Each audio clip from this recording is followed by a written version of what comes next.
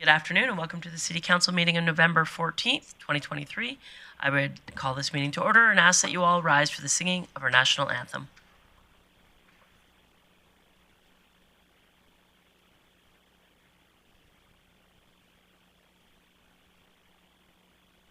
Oh, Canada, our home and native land, true patriot love in all of us command.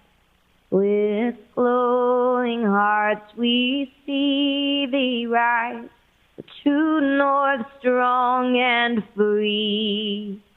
From far and wide, oh Canada, we stand on guard for thee.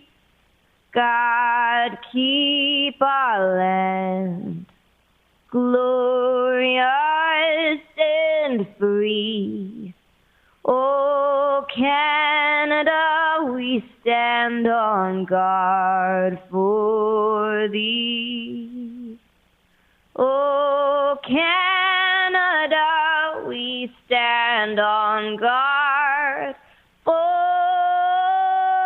thee.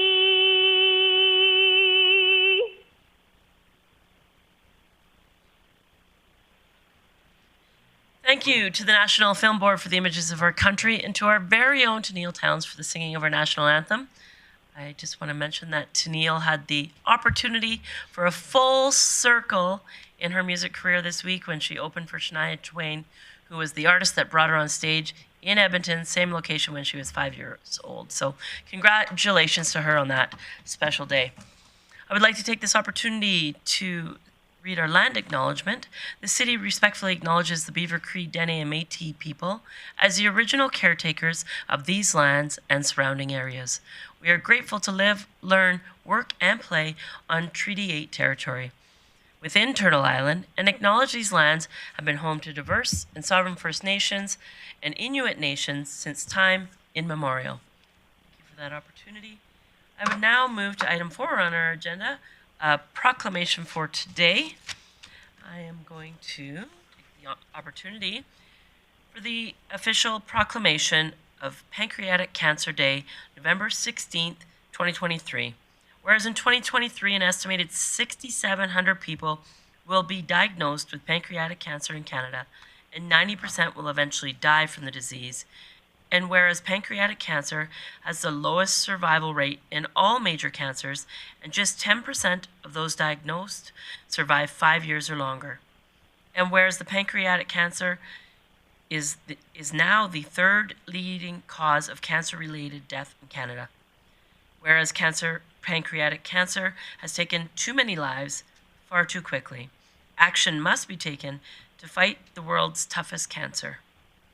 The good health and well-being of the residents of the city of Grande Prairie are enhanced as a result of increased awareness about the risks and symptoms of pancreatic cancer and research into early detection, causes, and effective treatments. Now therefore I, Jackie Clayton, Mayor of the city of Grande Prairie, do hereby proclaim November 16th, 2023 is Pancreatic Cancer Day in the city of Grande Prairie. Thank you. If you want to come up, I can present the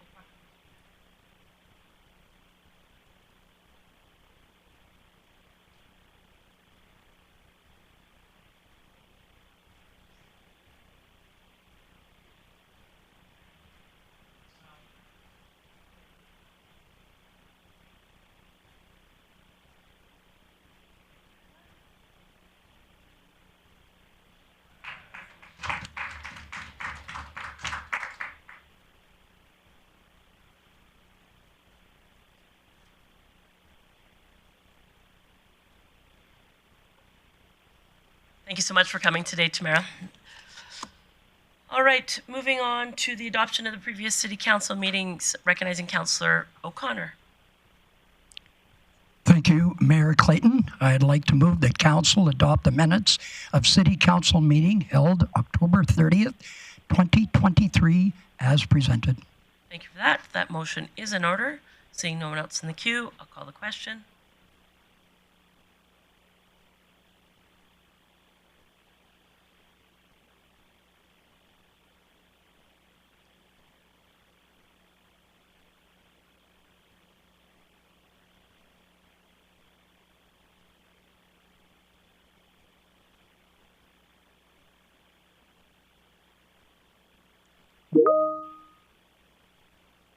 Just take 1 minute for that to calculate.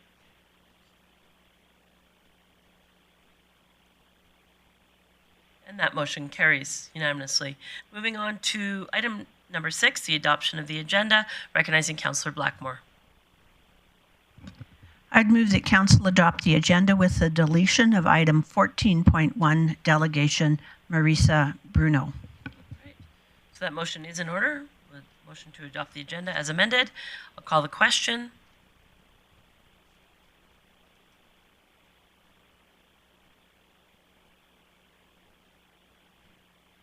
And that too carries unanimously. Thank you for that.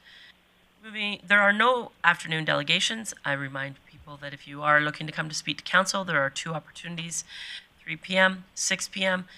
We do ask that you fill out some simple paperwork. Let us know ahead of time if you're interested in coming. The 6 p.m. portion normally does not happen unless there is other business arising. However, there was previous delegations that were unable to attend due to no business happening. So tonight we do have delegations happening with no business, as there was no other times available to those individuals. So we will do our business for the afternoon session, take a small recess, and come back following that. There are no other reports, and moving directly into committee business, moving to the Strategic and Communication Services Committee meeting of November 7th, and I will look to Deputy Chair, Councillor Thiessen, for introduction. Thank you very much, Mayor Clayton. I had the distinct pleasure to chair 2 meetings at our last round of committees, and with that, I would move that Council adopt the minutes of the Strategy and Communication Services Committee meeting held November 7th, 2023, as presented. Thank you for that. That motion is in order. I'll call the question.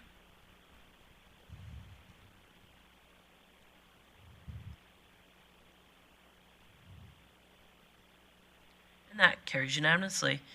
One item of business and some highlights. Councillor Thiessen. Yeah, you bet. Let's start with the business there, Mayor Clayton. And with that, I would move that Council receive the 2022 to 2025 Strategic Priorities Progress Update Q3 2023 for information.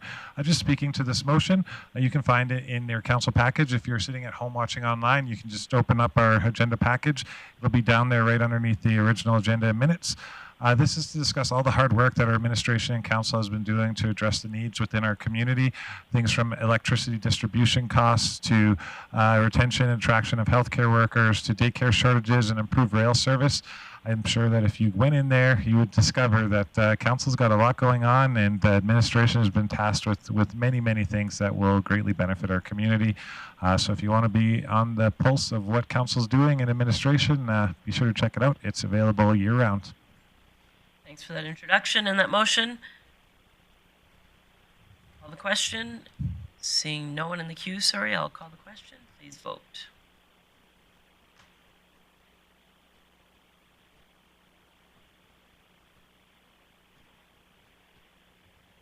And that carries unanimously. Some highlights from your meeting, Councillor Thiessen. I got a few there. We're actually quite busy in strategy and communication, as you can understand, especially with our big advocacy priorities list. But I'll just highlight a few things that were reported to us at committee. In our City Clerk's Department, board and committee recruitment is currently underway. There are many vacancies on various boards, so if you're looking to be involved in our community or maybe get a taste of what Council's doing, we are accepting applications until November 24th. And by that time, we hope to get you on one of our boards and committees by the new year. The city currently also has, under corporate communications, 120 subscribed users to the SMS texting program. And maybe this doesn't get enough advertising, so I've got a little bit here to highlight. If you want to stay up to date on, where your ride is, where the garbage collection route is coming, your snow removal, this is a great way to be in tune and aligned with what the city's doing and where we're doing it, simply by signing up online for these text messages, and then you'll get it right to your phone, nice and easy. You won't have to look for it. So please do sign up for that. 120 is a small number considering we have almost 70,000 people in our community. Also, administration is focused on prospecting and sales for the naming rights, sponsorship, and advertising of various community buildings in corporate marketing. Work is ongoing for our new brand strategy and visual identity refresh, which will be coming forward to council in the near future, and I encourage you all to look at that as we realign under a new brand. That's all I got, Mayor Clayton. Thank you very much. Thanks for that, Councillor Thiessen. I agree. I just recently got a text reminding people of the Christmas tree light up. So I think it's a great little tool for people to stay in tune with what's happening in the city. Thanks for your update.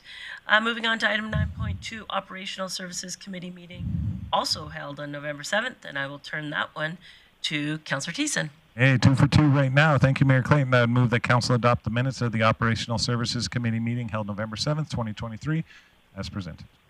Thanks for that. That motion is in order. I'll call the question.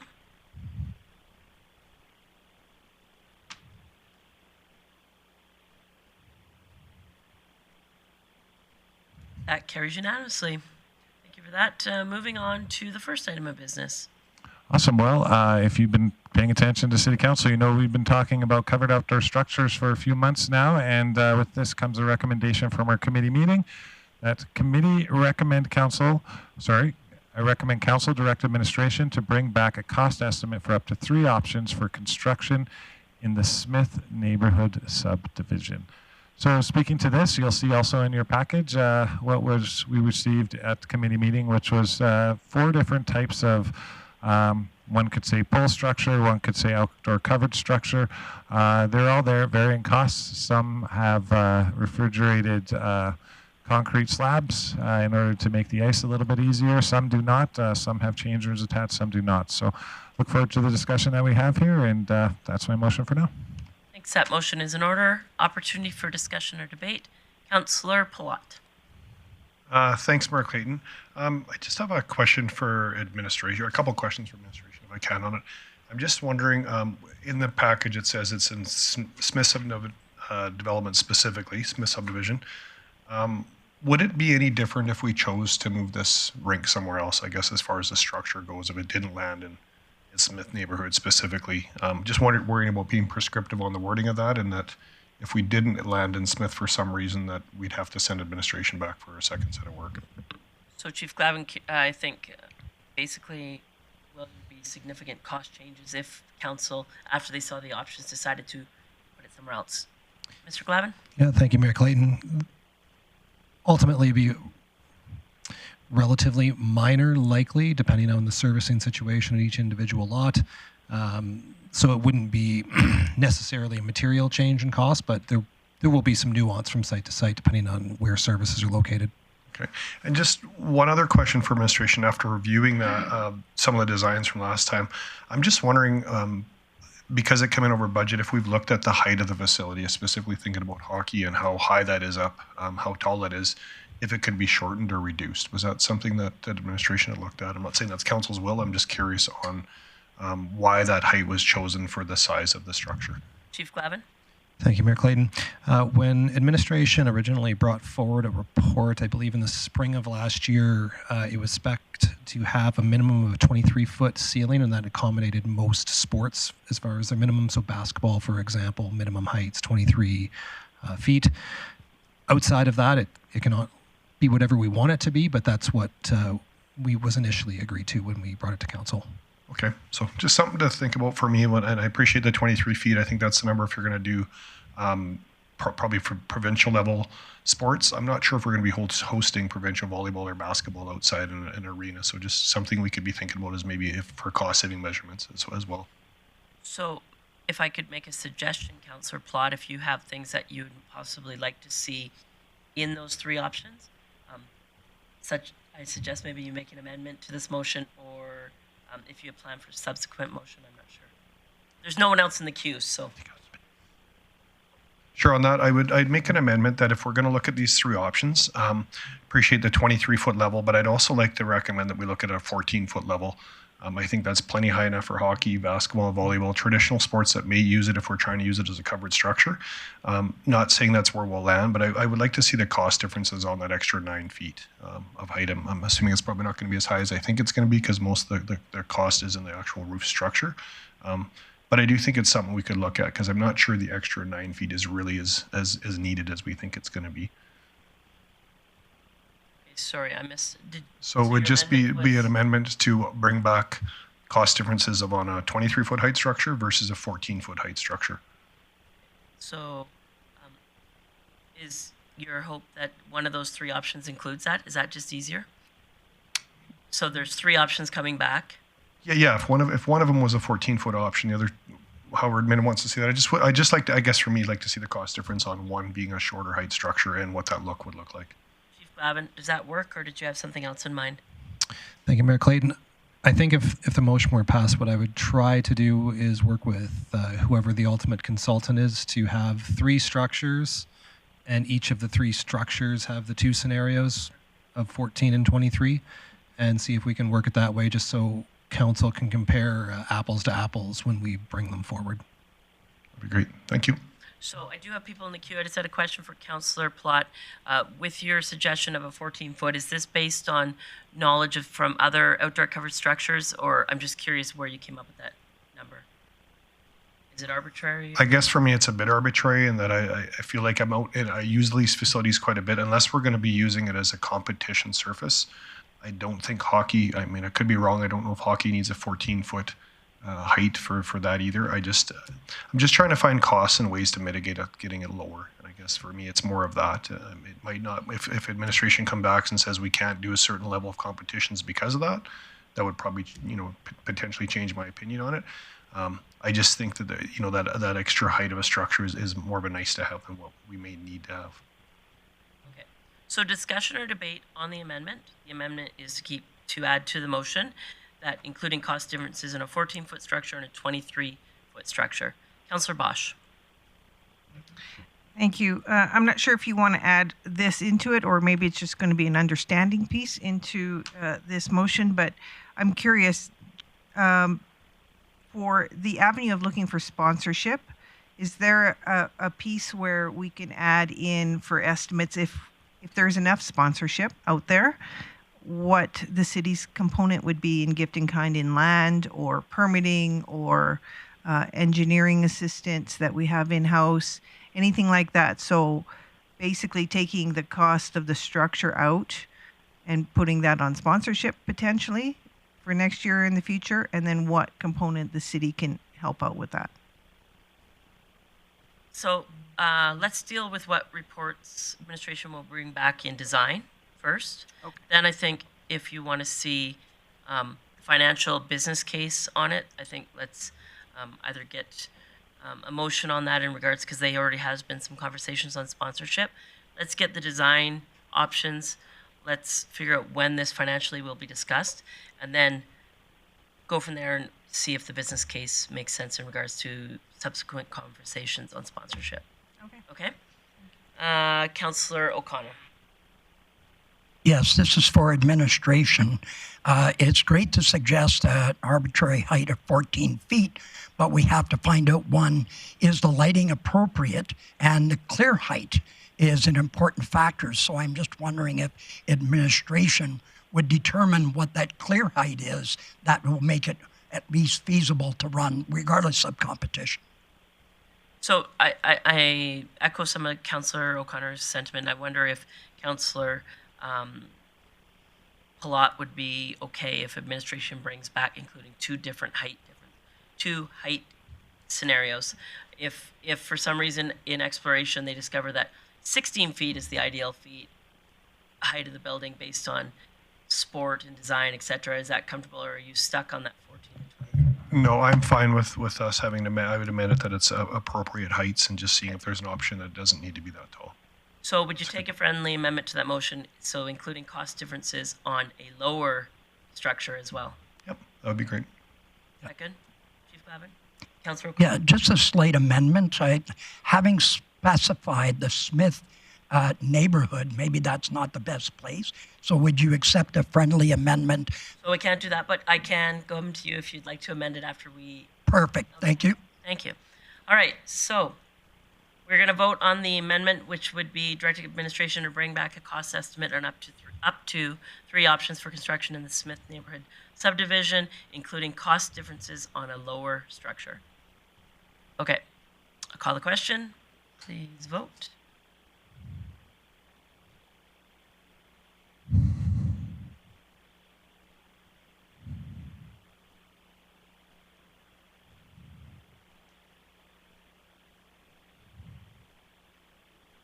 And that carries 8-1.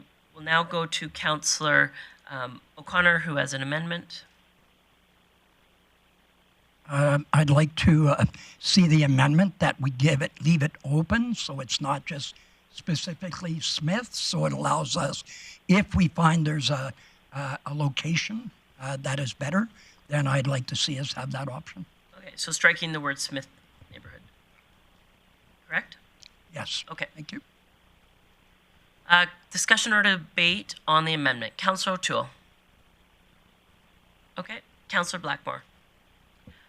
Yes. Well, I don't support the concepts of a pole-covered arena at this point in any shape or form. I have to say that I feel like our administration has already done considerable work to identify Smith as the optimal location at this time.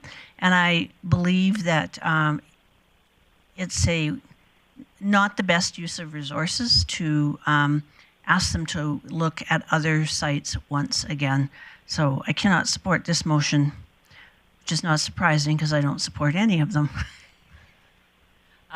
Before I go to the others in the queue, maybe Chief Glavin, can you remind me off the top of your head where administration explored for other locations and came back with the Smith subdivision as the preferred recommended location? Thank you, Mayor Clayton. So the top three that we brought back was obviously Smith was the recommendation. We looked at Highland Park and the Parkside Community Park, so in between the baseball diamonds, and then Cobblestone north of the Riverstone School where there's a vacant lot that's zoned public service. Thank you for that. Councillor Thiessen. Yeah, thank you very much, Mayor Clayton. I'll support this motion. Thank you very much, Councillor O'Connor, for bringing it up, because I did bring it up at committee meeting, but as the maker of the motion, I can't speak against the motion or make amendments. So I do appreciate a chance to vote on this. I do agree administration has done some great work in trying to find different locations, but at the same time, we don't necessarily know if we're going to land on funding this when we look at the millions of dollars that it potentially could cost, as we've already asked for other options with like lowering the height of the structure currently, and B, it's my personal opinion that if we're going to build a multi-million-dollar structure, which is what this is looking like, anywhere from $2 to $5 million, that it should go someplace where it's accessible to the whole community and it can kind of highlight another area of town. So I wouldn't leave certain places out, such as like Montrose Concourse, the Mamaway Concourse. I know that we have some pole shed structures that are being proposed for 2025. The next motion in this package is to move this to 2025. So who knows, maybe there's a fit there to create a pole shed structure and a skating surface on Mamaway Concourse, and without duplicating the efforts and the expenses. So I'm in full support of this motion, and I'd like to keep it open because I don't think we've definitely picked any better land than others. Okay. Councillor Bressie. Great, thank you, Mayor Clayton. Yeah, I'm thankful for this motion. For me, if we're going to be spending this much money on an amenity, I'd like to put it into a neighborhood that doesn't currently have recreational amenities in it. For me, I like the Cobblestone one for that reason. Royal Oaks would be another place I'd love to see one in the northeast of the city maybe. But for me, I don't want to put it next to another multi-million-dollar amenity. I want to help provide for a neighborhood that doesn't currently have anything like this available to its residents for them to walk to. Councillor Berg. Yeah, thanks, Mayor Clayton. And I, too, am going to support this. I like the idea of finding out what the cost will be. From there, we can actually take a deeper dive into what neighborhoods would be appropriate, what amenities are already there. But for right now, because it is somewhat up in the air, I'm just curious to find out what the building itself may cost. And again, there's some beautiful designs there. But, yeah, I like the amendment. So thank you, Councillor O'Connor. Councillor Plott. Thanks, Mayor Clayton. Just a question for administration on this. I'm just curious, when Smith was picked or locations like that are picked, is it partly that there'll be an operational savings on the ongoing thing? And I guess if I'm thinking about building this through in a brand new area where we don't have any facilities versus somewhere we already have a facility nearby that's got a heating and a warming shelter and everything in it for staff to use, bathrooms, all those kind of things. So I'm just curious on this. Is there going to be with this report, will there be operating costs coming forward if there's different options as well, or is this just about the structure? Because that would concern me. It's one thing to say the structure is this much, but if it's going to cost us hundreds of thousands of dollars a year more manage in a different area versus another area, that's another consideration for us to think about, I think, too, because of the ongoing operating expenses outside of the capital costs. So Would we know that, Chief Glavin or? Chief Glavin? Thank you, Mayor Clayton. So some of the considerations we took into account would be proximity to things like parking, utilities. In the case of the Activity and Reception Center, you have washrooms and a warming area there that's useful to have nearby. It's not critical to have for an outdoor covered structure, but from a site selection perspective, it provides those additional amenities to users that you might attract more people to that area. From an operating perspective, after capital's done, we're not expecting, dramatic fluctuations from location. Once the servicing's put in, it'll be just, the further it is from our operations center or the service center, it'll be a bit more time to get there, but not dramatically different operating costs. Okay. So I guess my concern with supporting this is that we go and ask administration to do that, and then they come back and say, we do want it in Royal Oaks, for example, and now we got to build parking lots and everything else that come with that. That's a totally another ask that we'd ask administration to go yet again and do. So I think for that, I'm not going to support this. I'll just be in support of the original motion. Councillor O'Connor to close, if you choose so. I'm good. Councillor O'Connor, I'll call the question.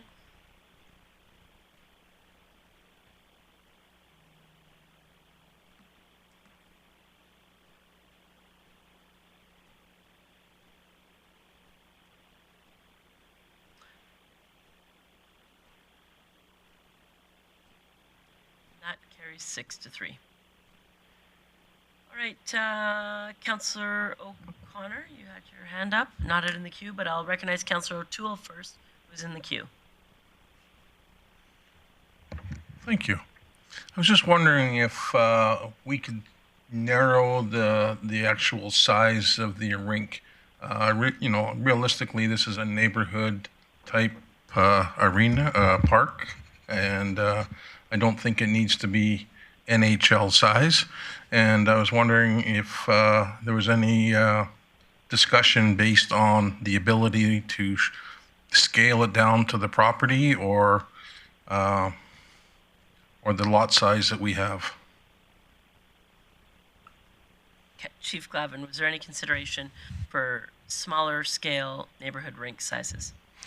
Sure. So right now, we are proposing the smallest outdoor rink that we have. So essentially, this conversation began with the replacement of Swanhaven rink. So it's sized to the Swanhaven rink, I believe 60 by 120, and an NHL rink, for example, is 200 by 85. Okay, thank you so much. All right, so there's one other motion. I'll go back to Councillor Thiessen. Thank you very much, Mayor Clayton. Back to business, I guess it is. I would move that committee recommend council defer this matter to the 2025 budget deliberations. Just speaking to this motion, I'm sure the public is going to be seeing a lot of us over the next 3 days, determining where we're going to sit with our tax increases or decreases, but it's looking like an increase. I think sometimes you got to push some things down the road in order to try to make sure that they happen. And this is just one of those measures here where I think we've got all our eggs in the basket already and it's starting to overflow. So we're just pushing it over into the next year. So I'd encourage council to budget wisely and to vote for this motion. All right, discussion or debate on that motion. Councillor Berg. Thanks, Mayor Clayton. I love, again, kicking the can down the road a little bit. We've had some high-level interest in possible sponsorship around this. Buying us some time will allow those conversations to progress and develop and see what tangible dollars or product might be put towards this. So also with a sponsorship, they may actually add some dynamic elements to it as well. So by pushing this back, it shows that we're serious about it to potential sponsors, and I look forward to the community stepping forward with input. Thanks for your comments, Councillor Berg. We are actually going to vote on the main motion as amended prior to voting on this motion. My apologies. So I'll call the question on the amended motion. I'll give one more opportunity before I call the question for discussion or debate on the overall amended motion. If you would like to discuss or debate the amended motion, seeing none, call the question.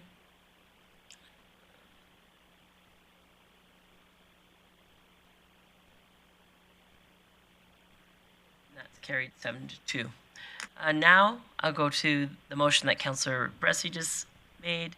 or Thiessen, sorry, to defer it to the 2025 budget deliberations. Councillor Berg shared his opinion in regards to that as well. Seeing no one else in the queue, I will call the question.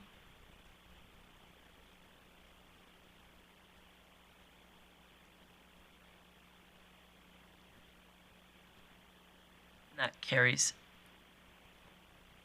Yep, that carries 7-2. Thank you for that.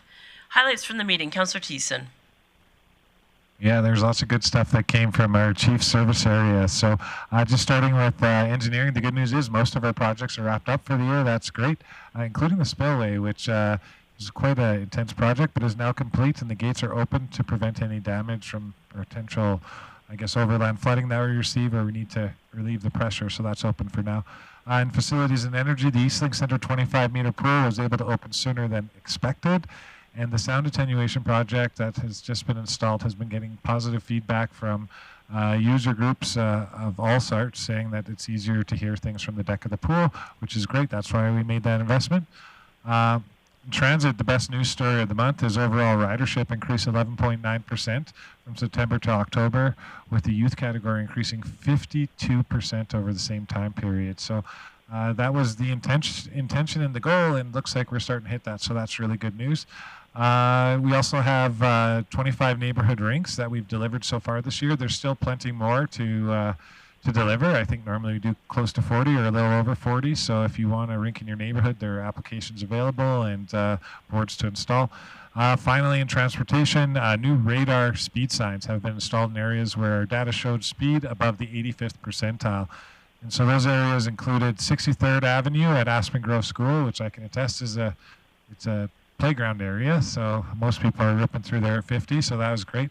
108th Street, north of 68th Avenue, and 100th Avenue between 120 and 124th Street. I'm sure you all know that's on the way to the airport. And we're all trying to make our flights. So hopefully these speed signs will do a lot to improve safety within our community as we commute from one area to the next. And that is my report. Thank you. Thanks for that, Councillor Thiessen. Moving on to the Public and Protective Services Committee meeting held November 7th. We'll look to Councillor Bosch, Deputy Chair Bosch, for introduction.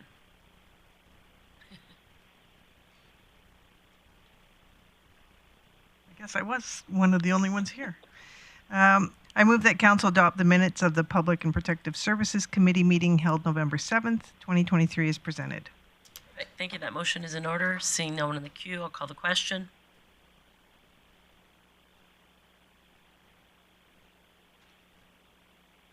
And that carries unanimously. Couple items of business tonight, Councillor Bosch. Right. In the past, we had the cricket club come and discuss with us that they are exploding at the seams in regards to how many people want to play cricket here. And in light of, I believe it coming to the Olympics now, I think it's going to just get bigger and bigger. So we had some discussions in regards to locations and potential costs and what to do to mitigate any risk where they are currently playing. So through committee, we move that Council approve option 1 and refer capital costs to the budget deliberations. And that was, let me open it up here. $6,000. It was a $6,000 fence, if I remember correctly, at this current stage. All right. So the motion is for Council to approve option 1 and refer the capital cost to the budget deliberations. Recognizing Councillor Bressie. Great, thank you, Mayor Clayton. I can't support this motion. For me, I think I'd prefer option 2, moving it to location 1. I was quite surprised to see how close this is to homes, and I get why the noise of a ball hitting and of people practicing that close to your backyard really would affect your enjoyment. Which, if that was the only option in this park, it would be what it is. But I think there is another good option in that park. I respect that it's in a dry pond. There'd be times of the year where it would flood and wouldn't be as accessible. But at the same time, I think that, especially as years seem to be getting drier and drier, that's going to have limited impact on the cricket group. So I think moving it away from homes would be prudent on us. Therefore, I can't support this option. Councillor O'Connor. Thank you. I echo the comments of Councillor Bressie. The noise factor and how close it is to the neighborhoods needs to be considered. So I will not be supporting this motion. Thanks for your comments. Councillor O'Toole. Cricket field the pitch was moved over a little bit, so it'll accommodate 2 soccer pitches there. So I don't know what's going to be louder, a whole bunch of kids playing soccer all day or a few hours of the day with cricket. So remember, that is soccer fields, and that's the purpose of it. And I don't think the dangers that were mentioned were as bad as one would think they are. But I'll leave that to your discretion. Thank you. Councillor, thank you for your comments. Councillor Thiessen. Yeah, thank you very much, Mayor Clayton. I agree with Councillor O'Toole. I used to live in Highland Park, and we have lots of baseball diamonds in and around the field. One that pretty much abuts against the street on 88th Avenue. When people hit foul balls, a lot of times it goes over and lands in people's front yards, and goes over the street, damages cars. I don't think that the loudness of the noise of a cricket ball and people laughing and having fun is a deterrent in my neighborhood. In fact, that's what I want to hear in my neighborhood. I'd rather that than wondering who's lurking around at night. The more activity in my neighborhood of good times being had, the better off the neighborhood is, I feel. This is just also speaking to this. It's only $6,000 for this cost when we're talking about relocating the pitch. We're talking about pushing up new land. And conservatively, if we do it in-house, it's still only going to cost $7,000, but that's just an estimate. What we know is we can put up this fencing permanently, and it's going to protect that playground. As far as the noise nuisance, again, I love the softball teams playing from May till September in my neighborhood, and I don't know. I would see the same thing if I had a cricket pitch in my neighborhood as well. Councillor Blackmore. Thank you, Mayor Clayton. I will support this motion because I believe that this is, in the long run, going to be a temporary solution, and that we're going to be looking for a new home for the cricket club within the next 2, 3, or 4 years. And so it seems to me that this is a good temporary solution and cost-effective, which I think is important to us at this time. So I will support the motion. Comments, Councillor O'Connor. This is not about not having activities in the area.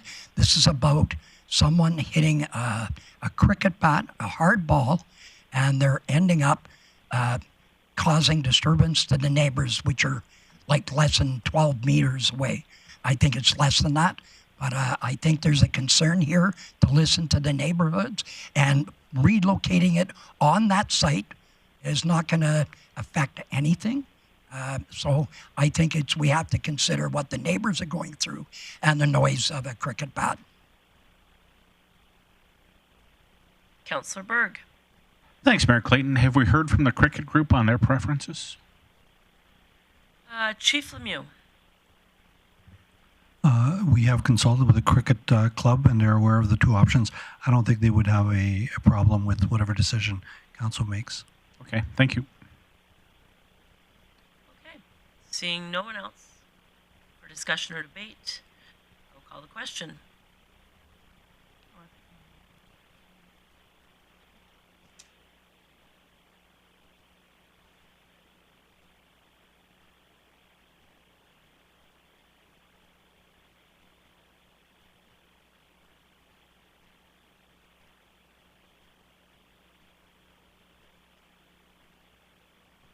That's carried 6-3. Right, moving on to your next item of business, Councillor Bosch. Thank you. Next, we had a visit from the administration from the public library, and we just discussed amendments to the bylaws and membership information as presented within their bylaws. Basically, it's cleaning up bylaws and policies in regards to day-to-day business at the library. So I move that council accept the Grande Prairie Public Library amendments to bylaws and membership as presented. All right. That motion is in order. Opportunity for discussion or debate on the motion or questions for administration. Recognizing Councillor Plott. Thanks, Mayor Clayton. Yeah, I hope we support these motions. As a council or member on the library, I believe this went through all the proper processes. We had a good conversation at a board level about these before they came to council as well, just to get everybody up to speed. It went through proper committee process there and then proper board process to come to council. So I'll be in support of these. Thanks. I had a question for Chief Lemieux or CAO Burke. One thing that, and it possibly doesn't go under bylaws, it possibly could go under interpretation. The piece that's missing for me in this regard is the relationship with the facility owner, the ongoing maintenance of the relationship. The user group is in a city facility, receives gift in kind for rent, gift in kind for security. The city is the largest donor, supporter of that facility, and nowhere in bylaws or membership or anywhere that I can see does it address the relationship and the expectation for communication, regular updates. And so maybe it's somewhere else, but maybe I'll turn it over to Chief Lemieux. If there's some other expectation of where those sort of expectations would be addressed. Thank you, Madam Mayor. So you're correct that this is not addressed in this particular bylaw, but certainly I'll take that back to the board, the library board, to make sure that that's taken into consideration, make sure it's covered somewhere else. Okay. Good. Yeah, I just think that those are, as the owner of the facility where they operate their business, those things are important. Ongoing maintenance is obviously an expense. Security continues to be an expense. And the relationship between that user group of our facility and ours, it's I think it needs to be a really collaborative conversation, two-ended conversation. And so having it in a bylaw might be valuable. Thanks. Seeing no one else in the queue for discussion or debate on that, I'll call the question.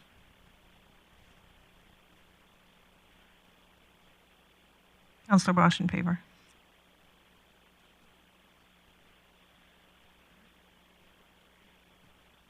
And that carries unanimously. Some highlights from the meeting, Councillor Bosch. Thank you, Mayor Clayton. Chief Lemieux has been super busy with his team. So in major projects, the Coordinated Care Campus renaming subcommittee has been identified and meetings will begin shortly, as is the planning for the communal kitchen at the Coordinated Campus is underway.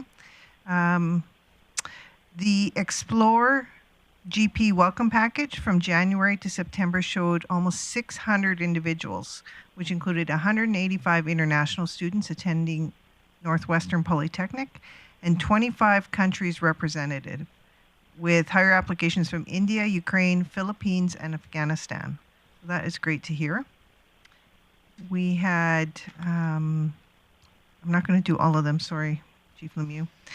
Housing and homelessness. The program advisor for the government of Alberta has advised that the winter emergency funding was directly awarded to Wapiti House this year, and that will commence from November 1st to March 31st, 2024.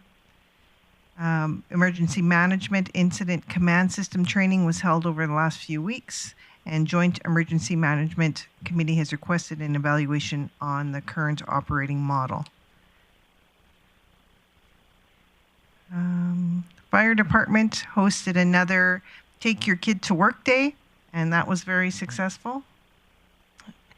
RCMP are having town halls scheduled November 7th, 15th, and 30th. So if you haven't gone to any and you want to, you still have one more opportunity. 2 more opportunities, tomorrow and the 30th. Mobile Outreach Program between January and September 2023. Outreach responded to 7,238 calls for service, providing support to a total of 850 unique individuals. We have to keep in mind that during this time there was also individuals here through evacuation. Community Knowledge Campus Junior Lifeguard Program began October 28th and is filled to capacity. Over 370 people came through the city's membership table at the annual Teddy Bear Carnival event. And the final reported numbers for partner facilities used during the aquatic shutdown was as follows: the Pomeroy 325 visits, Beaver Lodge 53 visits, Aquaterra outdoor pool 30 visits. That seems like a lifetime ago because now we have snow. Valley View 2 and Grand Cache 5. And I told you he was busy. Sports development and wellness and culture. Successful qualifier event for the archery. Archery was held in the Activity and Reception Center on October 21st in preparation for the Alberta Winter Games and the Arctic Winter Games.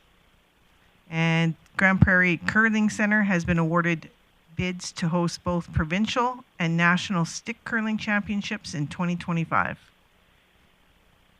And then neighborhood engagement will take place on November 21st at the new Composite High School for the proposed indoor recreation facility. Child care will be available during that engagement. And I think we'll go with that for now. Thanks. Perfect. Thanks for your update, Councillor Bosch. Moving on to item 9.4, the Financial and Administrative Services Committee meeting held November 7th. And I'll turn that over to Councillor Plott for introduction. Thanks, Mayor Clayton.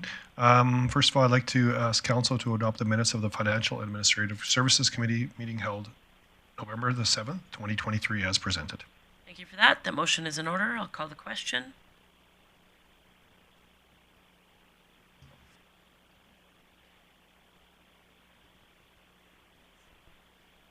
That carries unanimously. Moving on to the couple items of business, Councillor Plott. Thanks, Mayor Clayton. Yeah, from our committee business, we had a couple motions that were made forward. So I'll make the motion and I'll speak to it. So the motion will be Council approve the following. Those properties subject to the 2022 tax recovery notification as per the attached list be offered for sale by public auction, and that the auction be held at the first floor North Conference Room at City Hall on Friday, March 15, 2024 at 9 a.m. and that the reserve bids for the 2022 tax recovery sale be set as part of the attached in Appendix D. Just to speak, this is kind of an annual housekeeping event for the city every year. Unfortunately, some folks don't pay their property taxes, or businesses don't pay their property taxes. It goes through a process like this. Mr. Smith from our taxation department was in to explain it like he does every year. Not very often these actually go to auction, but it's a process we have to undertake as a city. So hopefully we can support this. Thank you for that motion. Seeing no one in the queue for discussion or debate, I will call the question.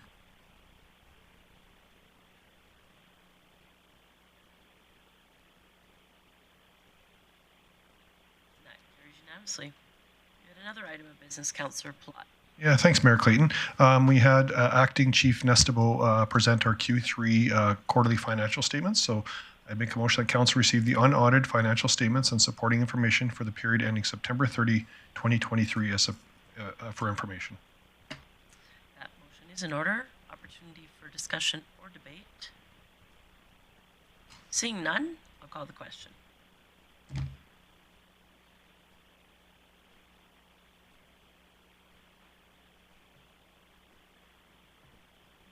Unanimously. Councillor Plott, some highlights from your meeting. Yeah, thanks, Mayor Clayton. So we went through the couple of businesses that are arising from the meeting itself. We did have some other updates. The Finance Administration is working on the month-end processes for the October budget, and budget deliberations start tomorrow for the next 3 days, which I'm sure we're all excited about. For procurement, preparations are underway for year-end tasks and assisting departments with clearing up and open purchasing orders. We did have another item come for information. Mr. Smith, our Director of Assessment and Taxation, presented our committee with information regarding special taxes and levies in the city and how those could be used for us if that was a tool that we want to look at using in our toolbox later on. Thank you for your update, Councillor Plott. Moving on to correspondence. As you'll see in your package, there's one item of correspondence, Maskwa Medical Center. Their presentation is also attached. In that item of correspondence, it addresses the conversation and where they are in regards to the next steps. This is a conversation that we have had at length in regards to at an in-camera session, as this was a contractual potential agreement for consideration. The presentation is now there for the public to see. If council is interested in business that may be arising from this, There is a specific request in the letter. I can tell you that from my conversation with Mr. Drysdale, Mr. Drysdale is meeting with our municipal partners, with the county of Grande Prairie, and the MD of Greenview, and I'm happy to take any questions. Councillor Bressie. Oh, sorry, I don't have questions. I was ready to do business. Go for it. Sure. I would move that council refer this request to budget deliberations. Just speak to it. I think that this is a great project that we should definitely be considering. To what degree do we participate in it further? We already have participated in it, but to what degree should we participate in it further? But that's definitely an ask that should be considered alongside our entire capital budget as we figure out what the next year holds for us over the next few days. Perfect. So that motion is in order. Seeing no one in the queue for discussion or debate, call the question.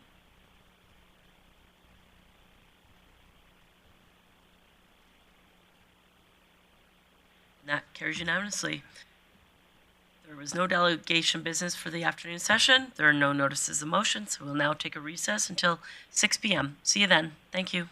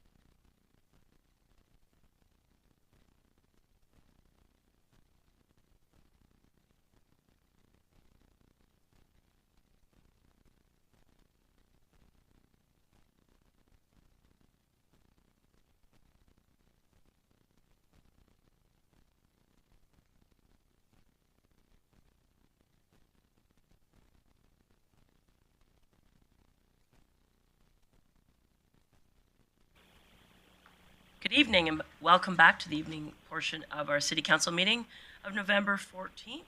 This evening we have 3 delegations who let us know ahead of time that they wanted to come speak to Council. For those of you who might be watching, if you'd like to come speak to Council, you can come at 3 p.m. or 6 p.m. There's a brief form online that we ask you to fill out ahead of time to let us know that you're coming.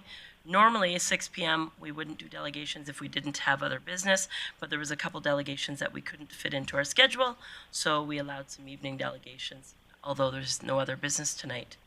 As I mentioned, 3 delegations. First one up is item 14.1, Ms. Jody Dryer. If you'd like to come to the table, your microphone is on. Once you get settled, take 5 minutes to present to Council, and then they will have an opportunity for questions for you. Thank you and welcome. Thank you.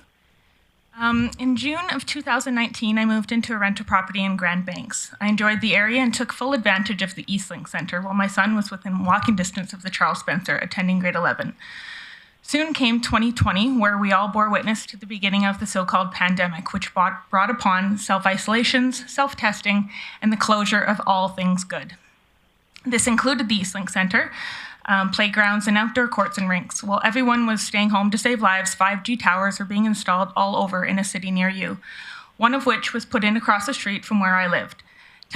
Contractors conveniently made it to the list of essential workers, along with liquor store and fast food drive-thru employees. I believe the official purpose of the application made by TELUS was to improve service for clients in the area. But it's funny that I was a TELUS customer and never had problems with self-service in the area, or did I have any troubles with my household playing video games, FaceTiming, and watching reruns of Star Trek Enterprise.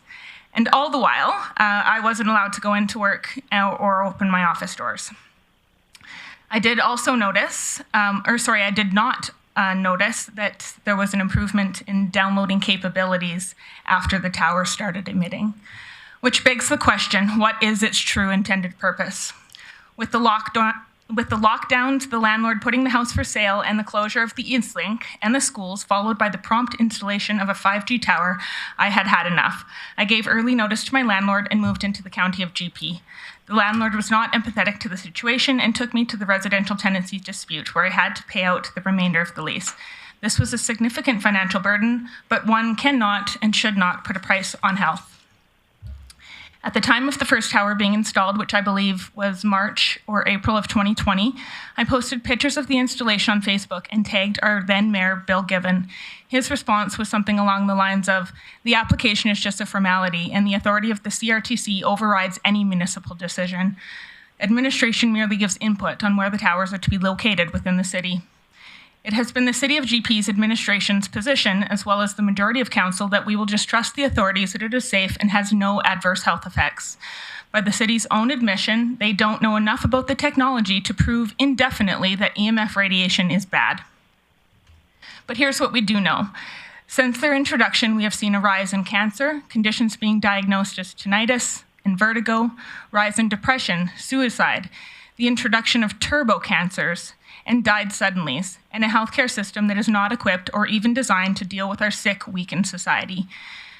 I know what you're thinking. There's no proof that these towers have anything to do with the healthcare crises we are faced with. No, there's no proof, but there is enough evidence to support this theory. Enough evidence to initiate those tasked with the application approval to investigate studies and reports that are not bought and paid for by those you consider to be your authority. In being my own authority when it comes to my personal health and safety, I have done independent research and checked in with sources that reside outside of government agencies or alphabet corporations. What else do we know for certain? On October 30th, 2023, Council approved the application from Rogers Telecommunications, who indicated that they had given notification to the GP Catholic School District. With a quick phone call, I was able to find out that St. Joe's High School had not been notified of the 5G tower application and was surprised to learn that another one would be installed in their sports field. I contacted the Catholic District, and they confirmed via email that nobody at the district office recalls any such notification coming to them. Despite the low numbers projected by the local media who stopped by for the photo op, close to 500 parents and children and grandparents showed up to march for our children on October 10th.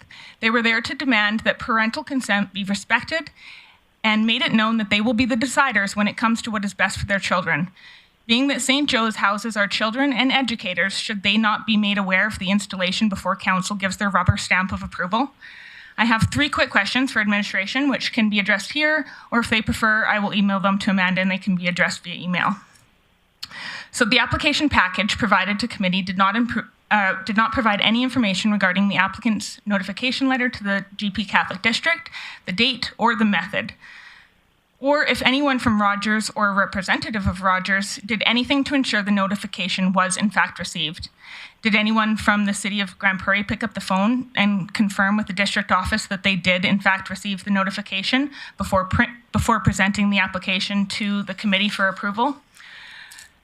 Second question is, who is responsible for monitoring the EMF levels that are being emitted from the current towers located within the city? And third, what is the tax rate based on? Who decides that $10,000 a year for a multi-billion corporation to lease this land is a fair price? I will conclude with my ask for today, which is that Council's decision to approve Rogers 5G tower in the St. Joe's sports field be immediately revoked based on the fact that proper notification was not given to the district office, the parents, teachers, staff, and the children who spend up to 8 hours a day within close proximity to that tower. I would also ask that all future applications from telecommunication companies go directly to Council for consideration rather than the Invest GP committee.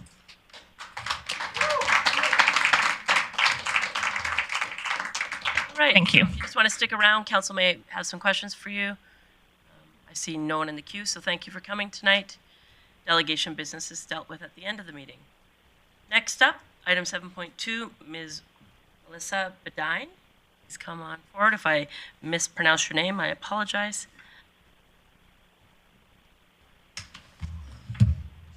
Again, take some time, get set up, and then if you can introduce yourself for those who are watching online, and 5 minutes for presentation, and Council will have an opportunity for questions at the end.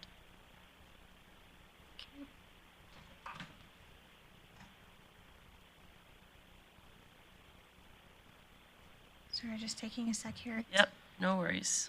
Take your time to get set up.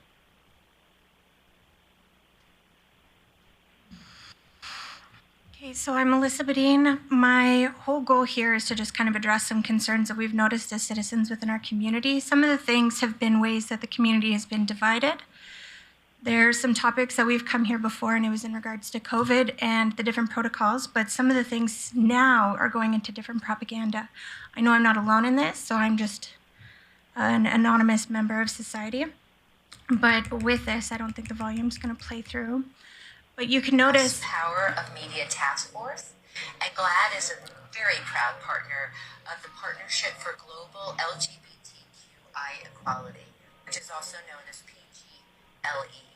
And PGLE was launched right here in 2019 and is a project of WEF and the UN Office of the High Commissioner for Human Rights.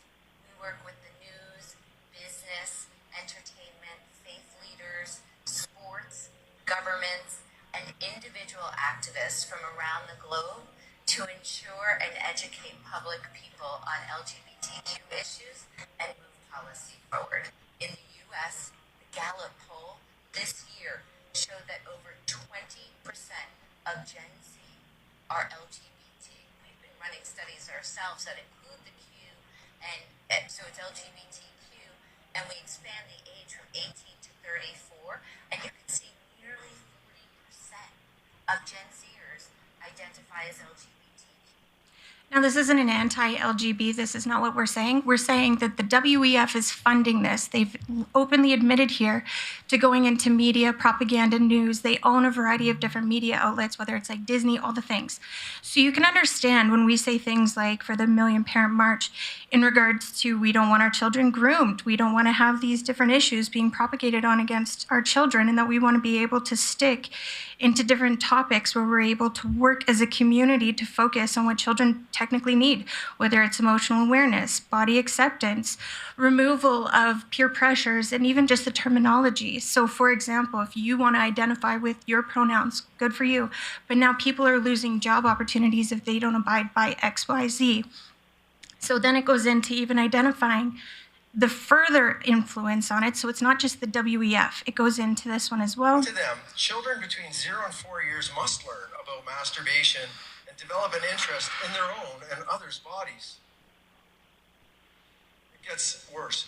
Children between 4 and 6 years must learn about masturbation and be encouraged to express their sexual needs and wishes. Sexual needs and wishes? When I was 6 years old, I wanted a pony and an ice cream. Children between 6 and 9 years must learn about sexual intercourse, online pornography, this is still children 6 to 9, having a secret love. And self-stimulation. 9-year-old, 6. Okay, and then children between 9 and 12 years should have their first sexual experience and learn to use online pornography. That's the World Homicidal Organization, and that is why I have a document. Emma Strong, can you give me that? And this is Emma. She's one of my fellow steering committee members from the World Council for Health. I'm so proud to be a part of it. Emma drove here from Michigan. Okay, so I'm just exhibiting some of the things that are being brought into schools, and it is by organizations, by the WEF, by the WHO. This is the grooming we discuss. This is the stuff and why parents have issues. This is why we talk about things being grooming. And this is why we're here. And so when the Million Parent March came about, some individuals maybe bit the division bullet, and then they didn't actually dig deeper than what they were told. And so then they decided it was an anti-LGB. But again, I'm here to say that that's not what it is. My brother's gay, my sister was bi. I support love is love. You do whatever you want to do. Leave children alone was the name of the march. And then in that, we ended up getting made fun of by some people who are here in this very room. And so I want to just continue on what children are being pushed in instead of necessary things.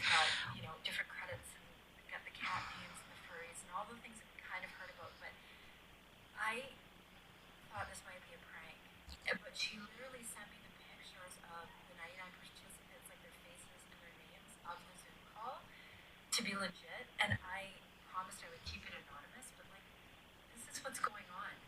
So the furries and everything as well, we're just allowing mental illness at this point. What was a distraction? I remember spaghetti straps was a distraction for boys in school. We had to dress up more. Now there's litter boxes in school and kids are making animal noises, and we're supposed to pretend that that's normal instead of actually teaching coping skills, mental health, and even just addressing opportunities to grow further. So here's some more examples. We're on a time crunch, and I'm trying to make sure I respect your 5 minutes. So the idea is people will say there's no propaganda, there's no grooming. That book over there, My Body is Growing, is age 4 to 8. I'll go back just a hot moment here. The next book, it actually goes in even deeper, and it teaches children how to actually do oral sex. And the thing is this is in elementary school libraries. Now, I would love to say that this was a joke. It's not. That is very graphic. I do not agree with this being shown to children.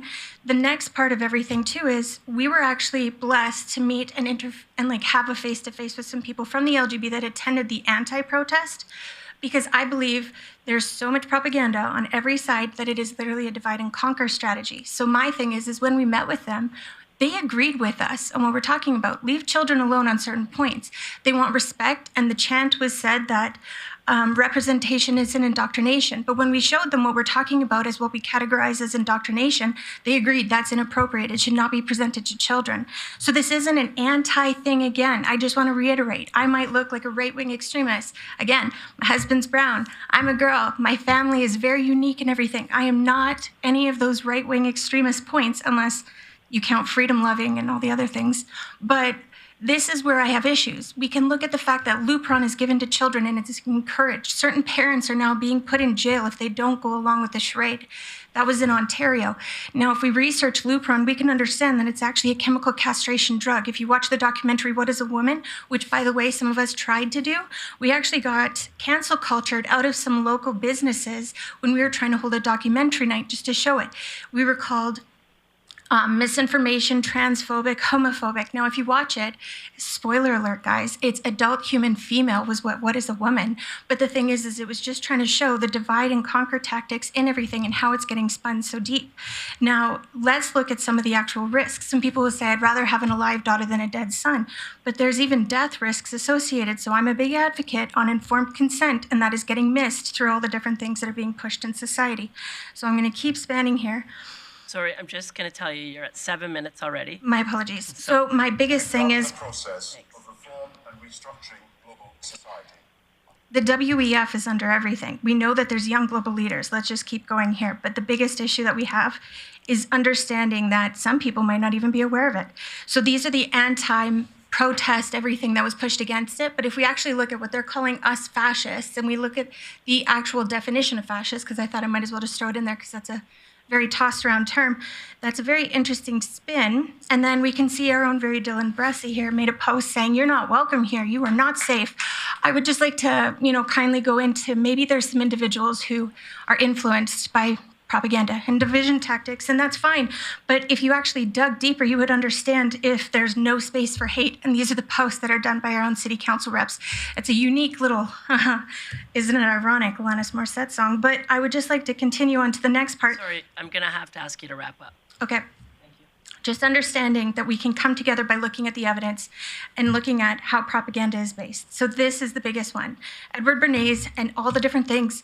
Barack Obama made a bill that was actually distinguished by removing the actual Smith-Munn Act, and it made it legal for people to actually be propagandized and fake news too. Research it for yourself. The CIA has openly admitted it. And even if you research Edward Bernays as the nephew of Sigmund Freud, he goes into the fact that propaganda is there. It was used during the feminist movement. It was used into actually advertising for cigarettes, and you can continue to understand he started Netflix.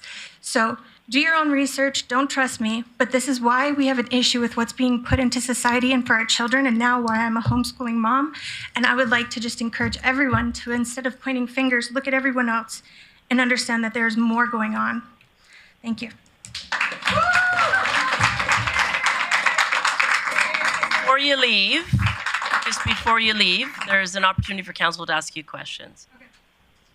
So, seeing none, thank you for coming tonight. I appreciate your time. Thanks. All right, our third delegation tonight. Sorry, is Dione Martin. If you'd like to come forward, introduce yourself for those who are watching at home. Give you a couple of minutes to get set up. Same process as others. Please try to keep to 5 minutes, as indicated in our form.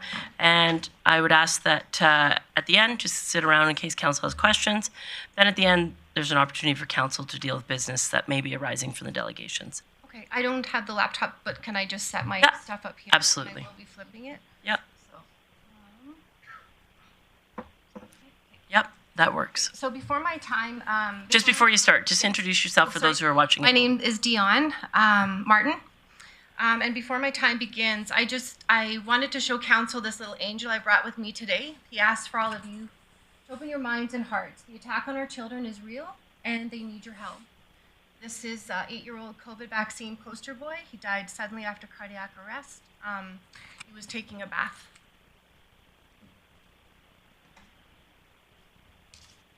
So, as a local organizer and rep of the majority, I am sadly here today to have to defend the important movement that took place here in Grande Prairie on September 20th, the Million March for Children.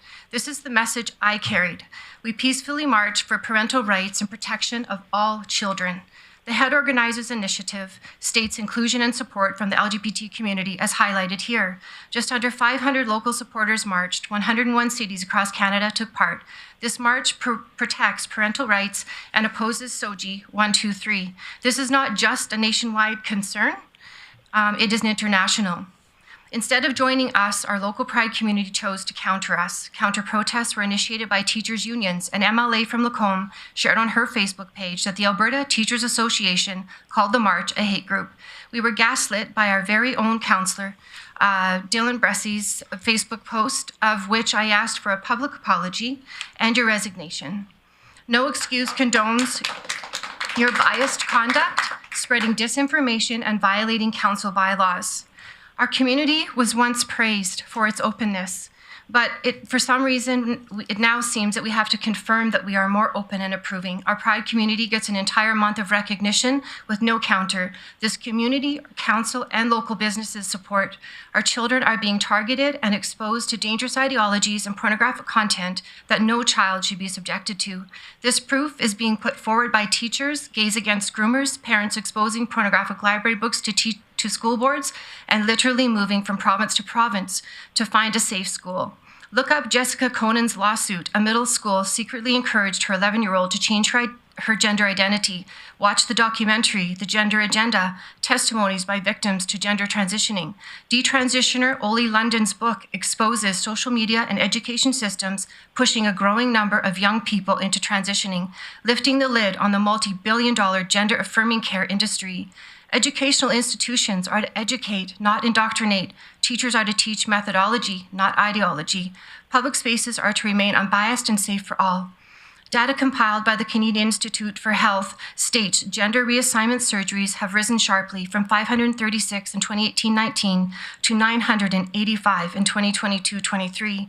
I quote a president of the American Pediatrician Board, adults who undergo sex reassignment have a suicide rate nearly 20 times higher than that of the general population. Clearly, sex reassignment is not the solution to gender dysphoria. The bottom line, transition-affirming protocol is child abuse, unquote. I remind Council, a detransitioner marched with us. They are afraid of being bullied by the Pride community if they speak out against the regret they have for transitioning. We are witnessing firsthand the effects of mental and physical harm to our children when we have gone from using a few pronouns to hundreds, from scientifically 2 genders to 107, as highlighted. The legalization of minors to make life-altering decisions, to mutilate their bodies, lobbing off breasts and penises, using puberty blockers with unknown risks affecting brain development and fertility. Cross-sex hormones are associated with cardiac disease, blood clots, strokes, and cancers. Children are identifying as furries, its, and some no gender at all. Full brain development is age 25.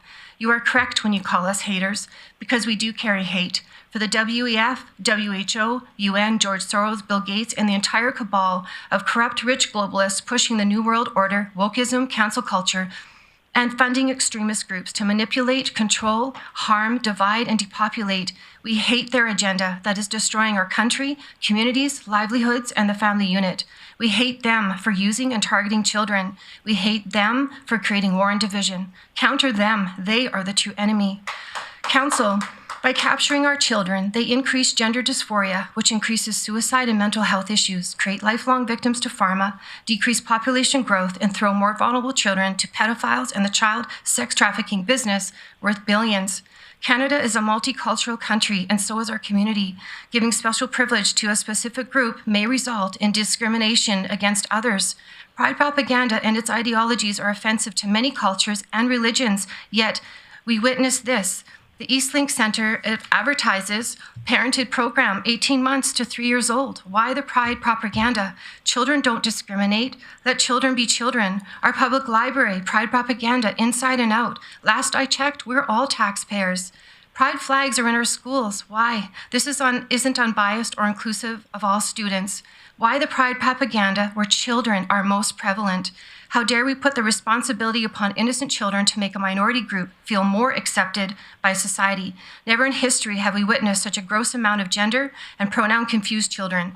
Innocent children are being manipulated and influenced by propaganda and pulled into these dangerous ideologies, and some children who truly need the support are being pushed in dangerous directions.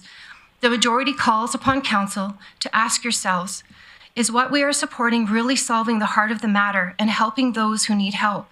What will the long-term psychological influence have on future generations and our community? Do we have a need for community and parental consensus? If you truly work for the people and not other unelected entities like the UN, then you will take action and stop the division and discrimination in this community and focus on the concerns expressed by the majority to protect our children and be inclusive of all. Lastly, there's no disputing the display of only 2 flags that are truly inclusive and unite us all, the Alberta and Canadian flag. Thank you.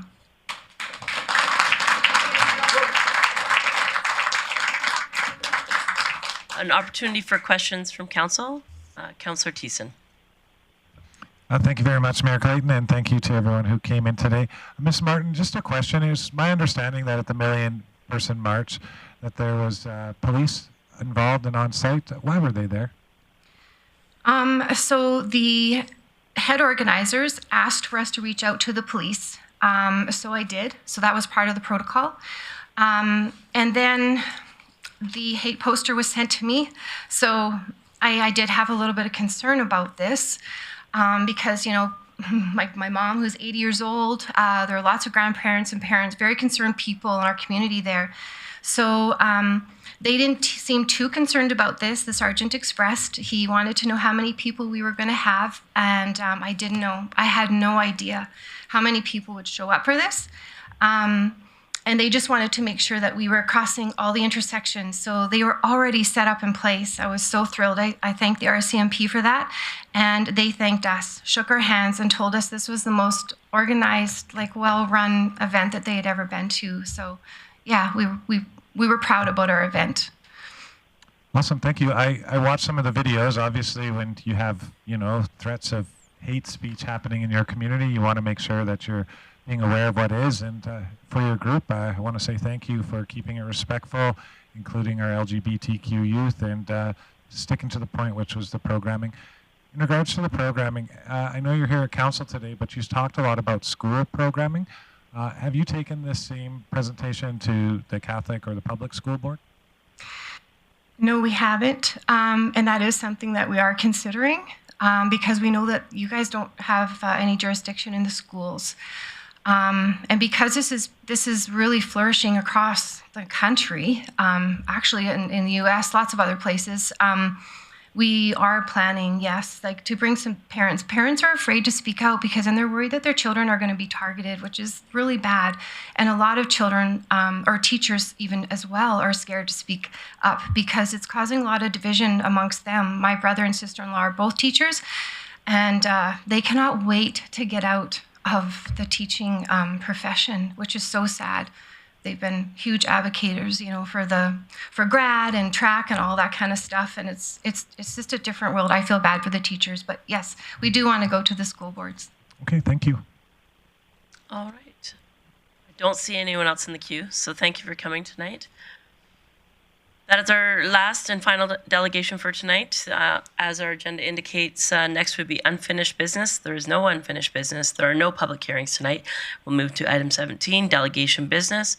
3 delegations here. Look to council under 17.1 for business arising. Councillor Bosch. Actually, I have a question for administration. Do we have any monitors or reading systems for EMF in this city, or do we know of any other municipalities that have monitors such like this? Chief Glavin. Thank you, Mayor Clayton. None that I'm aware of. Okay. Is there a way we could just look and see, what other communities are doing, if there is any kind of monitoring systems throughout Canada? And if we're missing something, I'd like to know. If we're not, and there isn't such a thing, I'd want to know that too. Chief Glavin. Thank you, Mayor Clayton. Yeah, we certainly could do a jurisdictional scan. However, it is outside of our jurisdiction to make any changes. I see no one else in the queue, so I would look to receive this presentation for information if somebody's willing to make that motion. If not, I'll move on to the second delegation. Councillor Thiessen. Thank you very much, Mayor Clayton. I want to thank all of our presenters here today. But seeing that just doesn't go away, I think they took their time out of today, so we should at least acknowledge their presence here in our chamber. So I'd move that we receive all 3 reports for information. Thank you. That motion is in order. As opportunity for discussion or debate on the motion. Seeing none, I'll call the question. Please vote. Councillor Thiessen in favor? Mayor Clayton in favor. Councillor Bosch in favor. Councillor Plott in favor. Retzi in favor. O'Toole in favor. Connor in favor, sorry.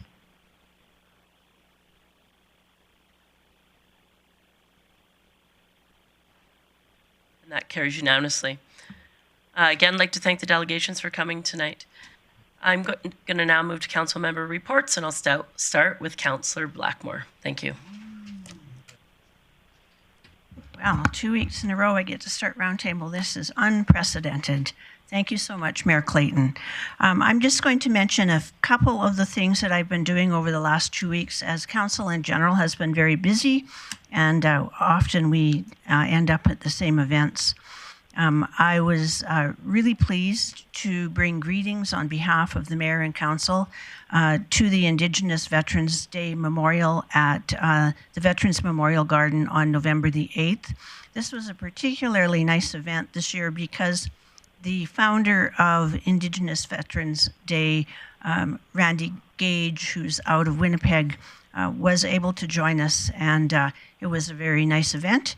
I then, on November the 11th, I should say that Councillor Bosch and Councillor Grant was with me. Grant, you were there. I always want to say Councillor Grant, and that's not who he is. Councillor Berg, I also attended the Remembrance Day ceremonies at the Cenotaph as well. I like to do the outdoor ones.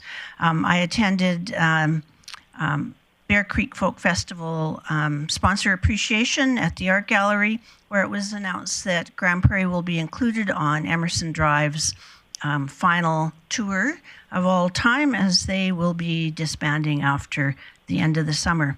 And I will let the Mayor move on with other people now. Thanks, Councillor Blackmore. Councillor Plott. Thanks, Mayor Clayton. Attended a couple of same events as Councillor Blackmore. Did the Composite High School Remembrance Day, which I thought was great. I think they did a great job on that, and Mr. Wobita and his team there. And I guess the one that I want to highlight is the Radar on the Road North, Cultivating Partnerships to Grow Impact, which was at NWP. Looking forward to going out and do a bee tour. I haven't done out to the Bee Diagnostic Center yet. And just hearing some of the opportunities coming around farming, potentially ag, and just what a vital role bees do play in our area, and looking forward to that tour. Thanks for that update, Councillor Plott. Councillor Berg. Yeah, thanks, Mayor Clayton. I too attended the ARDAR Cultivating Partnerships, which was quite educational. Grew up in a farm community, but it was interesting talking about the economic development around agriculture and the different perspectives that the city can lend as some of these initiatives move forward. Attended Indigenous Veterans Day at the Veterans Memorial Gardens. Thank you to whoever booked the beautiful weather. I think it was +6 in the sunshine. Best Remembrance Day. Also at the Cenotaph, too. It was also a nice day, so I attended that. Did want to mention that this morning we had a stakeholder meeting, as council does, with a variety of groups. This morning we met with the Chamber of Commerce and their directors. So quite a great exchange of information and advocacy items. And then I would also like to congratulate at NWP Dr. Vanessa Sheehan, named this afternoon as the institution's 11th president and CEO. Thanks for that, Councillor Berg. Councillor O'Connor. Thank you, Mayor Clayton. Attended some of the events mentioned already, ADAR. Went to Michelle Gardner's retirement, and that was a great send-off for her after spending a number of years with the city. Attended the Kid Drop Inc. opening, and also the Youth Advisory Council with Councillor Thiessen and a great group of young people coming up into our community. And then lastly, I attended the Canadian Alliance to End Homelessness in Halifax last week, and went to, I lost track, I think it was 8 different sessions, a lot of important things. And the one that stood out for me was the library's role from Brantford, Halifax, and Vancouver, of how they're playing an important role of dealing with getting the homeless their IDs and hiring social workers to be able to help them integrate into society. And so anyway, that was very heart-moving, and it's going to be held in Ottawa next year on October 29th to 31st, and hopefully we can have more councillors there. It's an important thing that we need to look at. Thank you. Councillor O'Connor. Councillor Thiessen. Thank you very much, Mayor Clayton. I actually was supposed to go this year with you. Maybe next year I'll go to that homelessness conference. Yeah, no, it was a really busy week, as stated by other members of council. I'll just start off with my external committees. On November 3rd, I had a meeting of the Intercity Forum on Social Policy. The theme of that meeting for the day was around mental health and addictions. and we had discussions with different deputy ministers and assistant deputy ministers on the new focus on recovery as far as transitioning, which I found was actually probably the next step along the road to recovery. I know there were some members around the board that thought maybe there's less of an emphasis on prevention and harm reduction, but I didn't hear that at all from our deputy ministers. It just seemed like it was the next stage in the phase of let's prevent, let's reduce the harm, and let's focus on recovery. So that was all very good and very worthwhile, and always important to get in front of our provincial ministers and deputy ministers. And on November 4th, as Councillor O'Connor said, I got to hang out with the biggest kid in all of Grande Prairie, which is Councillor O'Connor at the Youth Advisory Council.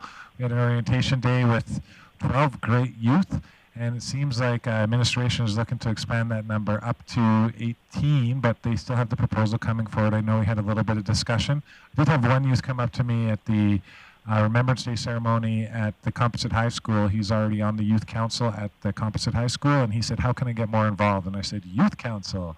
So he's on his way to filling out an application now as we speak. And then on November 10th, I had a meeting strictly with administration on what our goals are. And I think Councillor O'Connor will probably have the same treatment. Our goals are for youth council and what we envision what the next year to look like for these kids.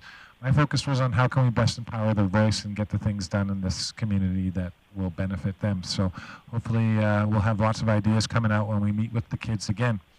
I had lots of other events, but I'm going to focus on the hard work and effort of some of our municipal staff employees. I had the honor to not only attend Michelle Gardner's retirement and Appy go away, but also Lorna Harder, who put in 37 years of service to this community. Yeah, it is incredible. Between her and Michelle Gardner, that's about 60 years of good service in our administration to this organization and to our community abroad. They didn't just sit in their roles.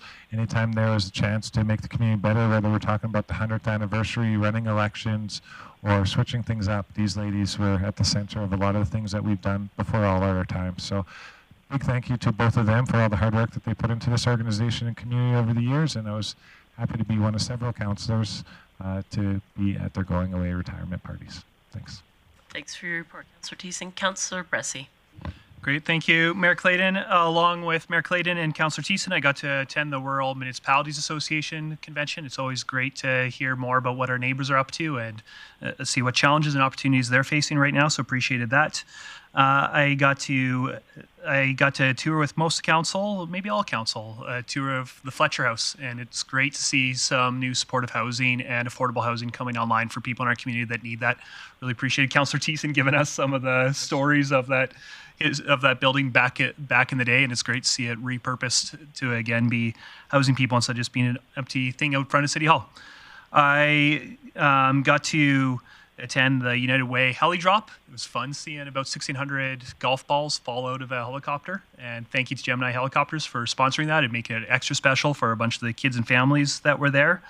And then finally, I got to spend the last couple of days with Councillor O'Toole and the rest of the Police Commission and Chief Lacusta and his two superintendents and his staff sergeants doing some strategic planning for the commission and talking about what's the vision, mission, values of that organization going to be going, of the commission going forward. So really appreciate our public members there who are volunteering their time to really serve this community and really dig in and put a lot of thought and consideration to it. So thank you to all the people that were there, but especially our public members.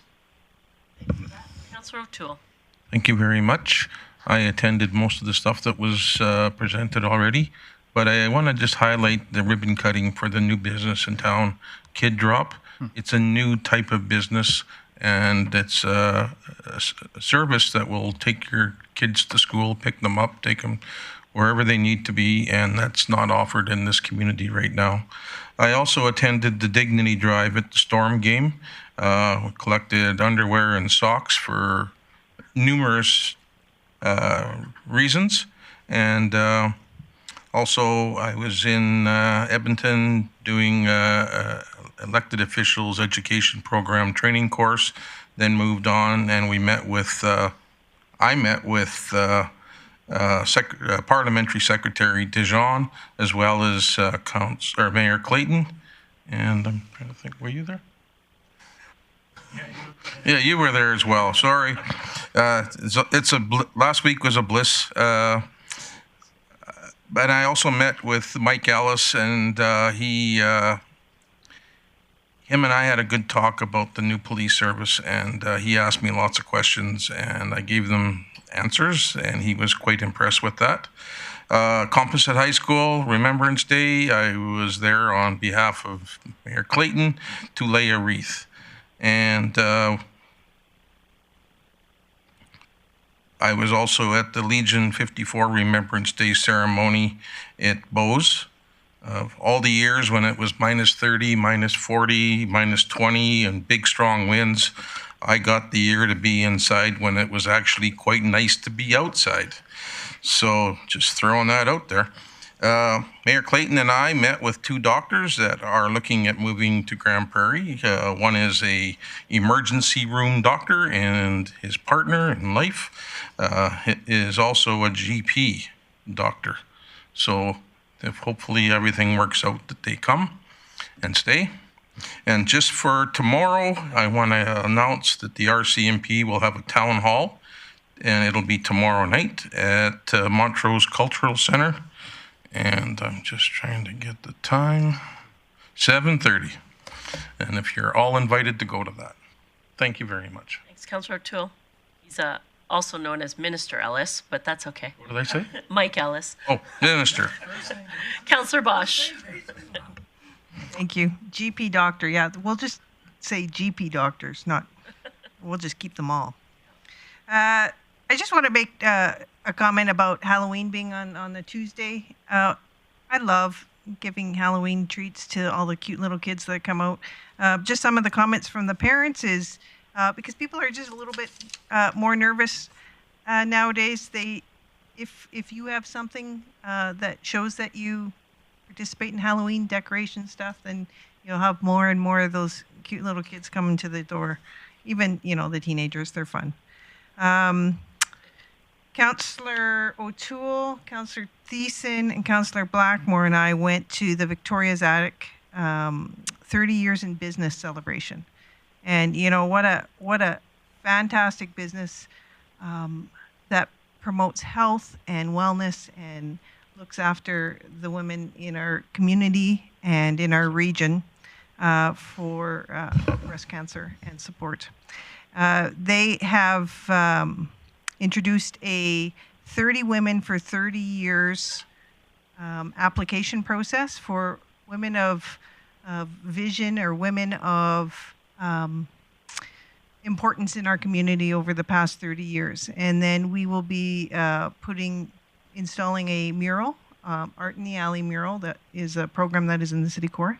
And there will showcase the 4 women that they choose in the end. I think it'll be a very difficult choice, but if you know anyone who you want to nominate for this incredible prestigious award, then go online and go through their QR code. The Indigenous Veterans Day, that was, again, really nice. I just want to make a comment and thank the magnificent mind of Grant Berg, Councillor Berg, for the 2 monuments that he designed and that were put up at the Veteran Memorials Gardens. And they were blessed that day, which was pretty spectacular to see. So a Métis design and one with showing more Indigenous monument. So ask him the details. I don't know all the details. It was impressive, though. Composite High School, I have to tell you, that was one of my favorite Remembrance. Not that Remembrance Day is like a favorite because, there's a whole story behind why we're there. But to see those kids participate and the staff bring them together, I agree with Ms. Martin that teachers have it really difficult right now. Maybe it wasn't her, maybe it was you. And to see them always pulling it together with those kids, it was nice to see. I have been fortunate enough to work in the school system for nearly 2 decades. So walking with the students and listening to them and things that they don't think the adult beside them hears, it's just fun. So much fun. The ribbon cutting at Agency A 212 Company. That was held last week as well, so congratulations to them. The Legion Remembrance Day at the Bonnet Center, I've been to that before. I think this is my first time going to the Legion after, though, and I encourage people to go after. What a celebration it is with our veterans, with our community, with our officers, police officers, firemen, and then they give the prizes for the awards for the posters and such. A great event. You know, they always have the little sandwiches and the donuts and people playing music. I'm just going to bring notice to the purple light that is at the City Center entrance, is showcased in purple, and at Center 2000, that is in, it's called Shedding the Light on Pancreatic Cancer.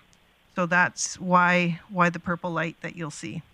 And then finally, Vegas night is on Friday. So if anybody hasn't gone to the City Core to participate in Vegas night, I urge you to go.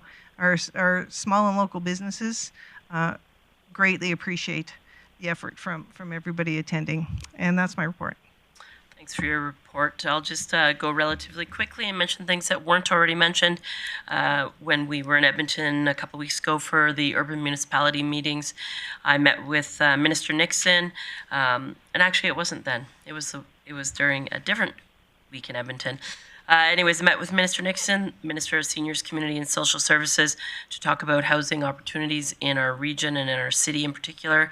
Met with Minister Sigurdsson, Minister of Ag and Irrigation, to talk about investment opportunities in agriculture, agribusiness, vertical farming, and where the growth opportunities for investment are in our region. Met with Minister Neudorf to talk about affordability and utilities, as electricity transmission disparity is one of Council's top priorities, so we met about that. Met with Minister LaGrange to talk about our attraction and retention initiatives in regards to healthcare professionals, and met with Minister Yassine, Minister of Immigration and Multiculturalism, to talk about things such as the success and opportunities with the Rural Renewal Stream. During that time, I also had a meeting with the Community Rail Advocacy Alliance, advocating on behalf of industry for the rail disparity and the lack of service that we're seeing to industry in this region. It was a very good meeting, and as we gear up to advocate to the national, to CN at a national level, as well as the Federal Transportation Minister. Had an opportunity to attend the Northwest Polytech ladies volleyball fundraiser. They did a great job. It was a very small event, but they raised the money that they need for the rest of their season. That was great to see. Had an opportunity with our CAO while we were at RMA to meet with Edmonton Global, who does the economic development for the Edmonton Metro region. And while there, I also met with Edmonton International Airport to talk about collaborative opportunities between our airport and Edmonton. And with that, I just want two more things. Attended the Remembrance Day ceremony, as mentioned, at the Cenotaph. Just want to thank the people in our community that continue to come out to those ceremonies. I understand that we had record numbers inside, as well as a great turnout outside. So thank you to all the organizers, all the volunteers that put that day on. It's very special to all of us, and I really appreciate the work that they do on that day. And last but not least, last night I attended the Storm game. They won in a shootout. So last night they beat the third place team in the league. The night before they beat the second place team in the league 4-1. So they're on a roll. So good luck to the Storm for the rest of the season. And with that, I will adjourn the meeting. Thank you so much.